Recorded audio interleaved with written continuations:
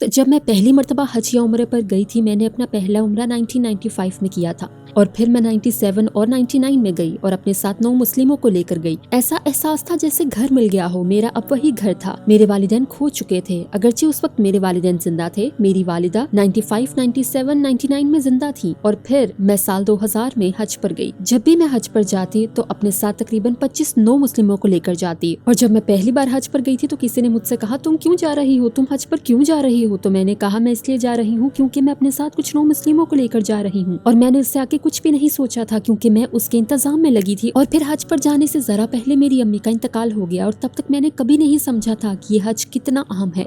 मुझे अपने यतीम हो जाने का एहसास हुआ। ऐसा महसूस हुआ जैसे जमीन पर कोई ऐसा नहीं रहा जो मेरा ख्याल रख सके, जैसे मेरे वालिदैन ने मेरा ख्याल रखा था। और वो हज जो इंतजामात, मनसूबा बंदी वगैरह में ज़ाया हो रहा था, वो ज़रूरत और तलब का हामिल हज बन गया।